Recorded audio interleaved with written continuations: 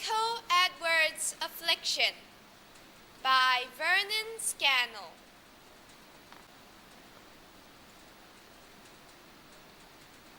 One, two, three. Uncle Edward was colorblind. We grew accustomed to the fact. When he asked someone to hand him the green book from the window seats, and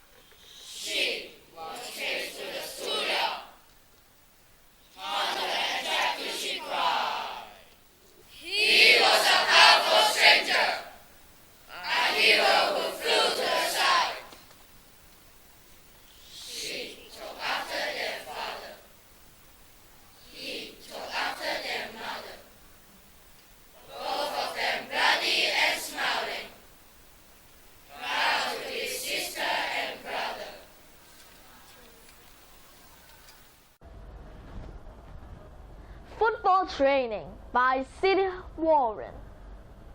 Monday, practiced heading the ball. Missed it, knocked the neighbor's wall. Tuesday, perfected my sideline flow. Fell in the mud, forgot to let go. Wednesday, worked on my penalty kick.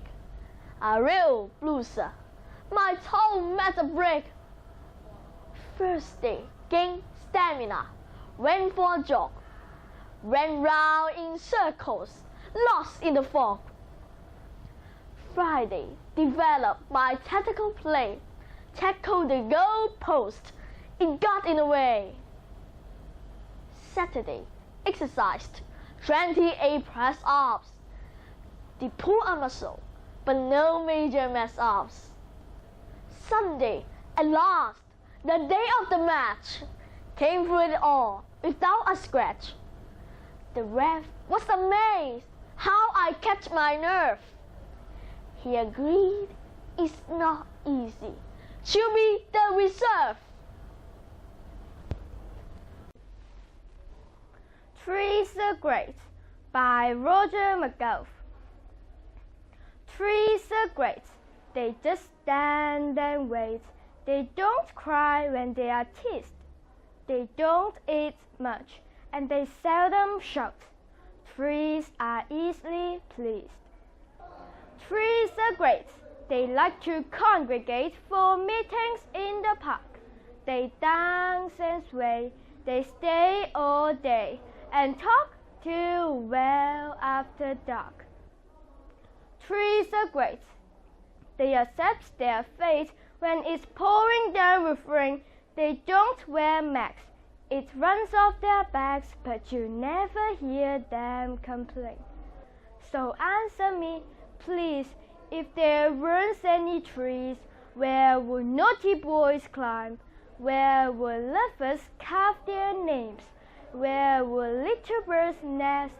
Where would we hang the leaves? The Pirate by Hugh Chesterton. He walks the deck with swaggering gait, there's mischief in his eye.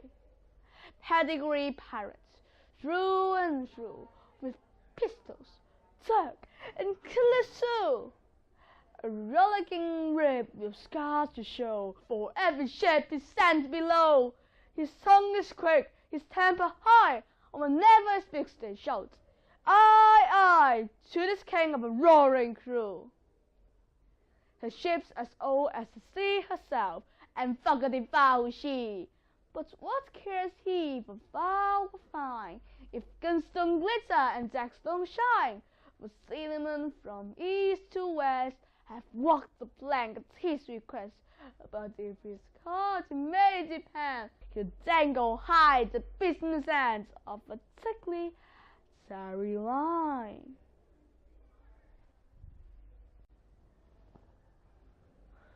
The Pirate by Hugh Chesterton.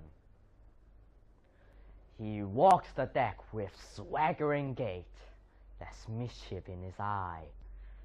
Pedigree pirates through and through, with pistols, dirk, and cutlass too. A rollicking rip with scars to show for every ship he's sent below. His tongue is quick, his temper high, and whenever he speaks they shout, "Aye, aye," to this king of a roaring crew. His ship's as old as the sea herself, and foggety foul is she. But what cares he for foul or fine, if guns don't glitter and decks don't shine? For sailormen from east to west have walked the plank at his request. But if he's caught, you may depend, he'll dangle high at the business end of a tickly, tarry line.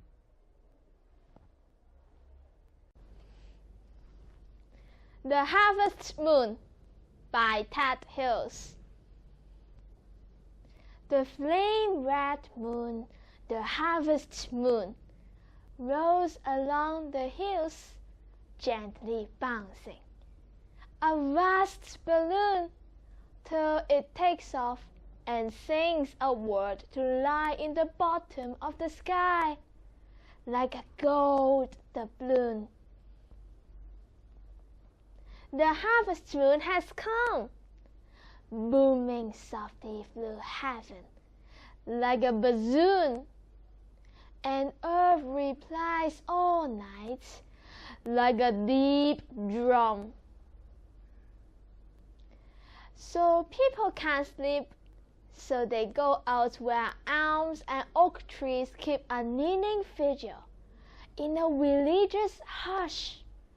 The harvest moon has come, and all the moonlit cows and all the sheep stare up at her petrified, while she swells filling heaven as if red hot, and sailing closer and closer like the end of the world,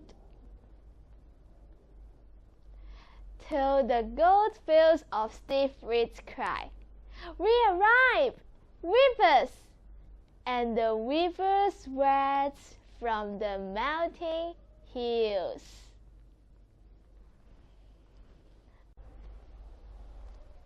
The Apple Raid by Fernand Scannell. Darkness came early, though not yet cold. Stars were strung on the telegraph wires. Street lamps spilled pools of liquid gold. The breeze was spiced with garden fires. That smell of burnt leaves, the early dark, can still excite me, but not as it did so long ago when we met in the park. Myself, John Peters, and David Kidd. We moved out of town to the district where the lucky and wealthy had their homes with garages, gardens, and apples to spare ripely clustered in the trees' green domes. We chose the place we meant to plunder, and climbed the wall and dropped down to the secret dark.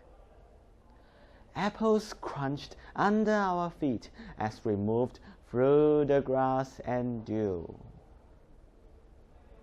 The clusters on the lower boughs of the tree were easy to reach. We stored the fruit in pockets and jerseys until all three boys were heavy with their tasty loot. Safe on the other side of the wall, we moved back to town and munched as we went. I wonder if David remembers at all that little adventure, the apple's fresh scent. Strange to think that he is 50 years old, that tough little boy with scabs on his knees. Stranger to think that John Peters lies cold in an orchard in France beneath apple trees.